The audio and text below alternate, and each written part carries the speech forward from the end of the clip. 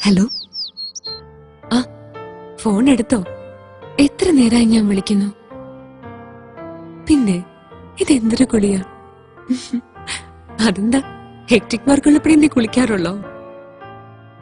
ആ, അല്ലെങ്കിലും എന്റെ തമാശക്ക് ഇപ്പൊ ഒരു വിലയില്ലല്ലോ. പിന്നെ എത്ര നാളായി നീ എന്നോടൊന്ന് മനസ്സ് തുറന്ന് സംസാരിച്ചിട്ട്? ഓ പിന്നെ തിരക്കൊക്കെ എല്ലാവർക്കും ഉണ്ട്. എന്നാലും ഇടയ്ക്കൊന്ന് വിളിച്ചൂടെ? അതെങ്ങനെയാ? കാര്യം കഴിഞ്ഞല്ലോ. ഇനി വിളിച്ചില്ലെങ്കിൽ എന്താ, അല്ലേ? ഡയലോഗൊന്നും വേണ്ട. ഫോൺ ഓഫാണെങ്കിലും ഇടയ്ക്ക് ഞാൻ ഓൺ ചെയ്ത് നോക്കും, നിന്റെ വല്ല മെസ്സേജും ഉണ്ടോന്ന്.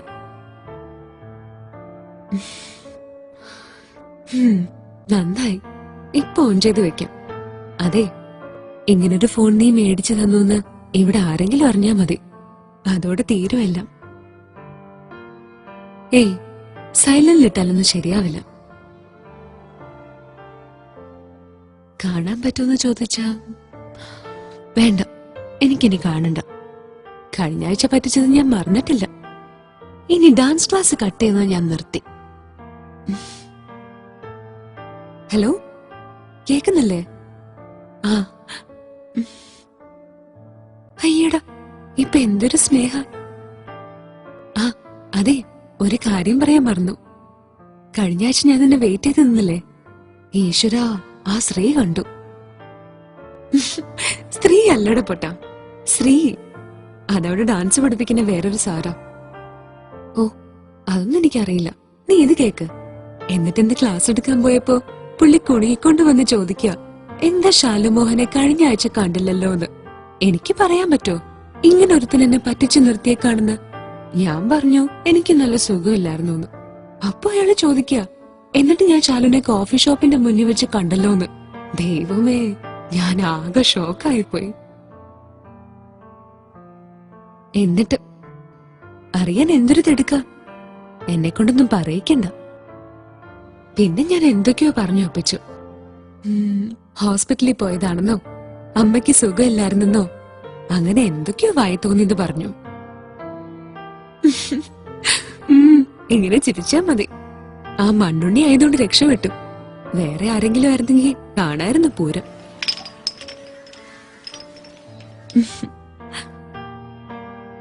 ഇല്ല, ആരുമില്ല. അവരൊക്കെ പുറത്തുപോയി. അതല്ലേ ഇത്ര ധൈര്യമായിട്ട് സംസാരിക്കുന്നേ. ആ, വേഗം പോരെ. അവനിവിടെ പുറത്ത് തന്നെ അഴിച്ചു വിട്ടിട്ടുണ്ട്. പിന്നെ ഒന്ന് പോടാ. ശരിയാവില്ല, പറ്റില്ലാന്ന്. അവരിപ്പോ വരും. ഇവിടെ അടുത്തെവിടെയാ പോയത്? നിനക്ക് ഈ ഒരു ചിന്ത മാത്രം മതിയല്ലോ. എന്നോട് 2 വാക്ക് സംസാരിക്കാനുള്ള സമയം പോലുമില്ലല്ലോ നിനക്ക്. ഞാനിങ്ങനെ വെറുതെ ഇരുന്നപ്പോ പഴയ കാര്യങ്ങൾ ഓർത്തു.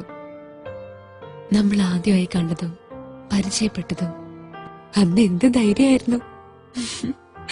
പോടാ. ശരിയാ, ദൈവനിശ്ചയം തന്നെയാ. അല്ലെങ്കിൽ നമ്മൾ ഒരിക്കലും ഇങ്ങനെയൊന്നും, എപ്പോഴാ എങ്ങനെയാ ഞാൻ ഇഷ്ടപ്പെട്ടു തുടങ്ങിയെന്ന് എനിക്ക് പോലും അറിയില്ല. പക്ഷെ ഒരു കാര്യം സത്യ, ഈ ലോകത്തിപ്പോ എനിക്ക് ഏറ്റവും ഇഷ്ടം. എടാ, ഞാൻ വെക്കാണേ, പുള്ളി മോനും എത്തി. ഓ, ദേ വരണോ എന്റെ മോഹനേട്ടാ.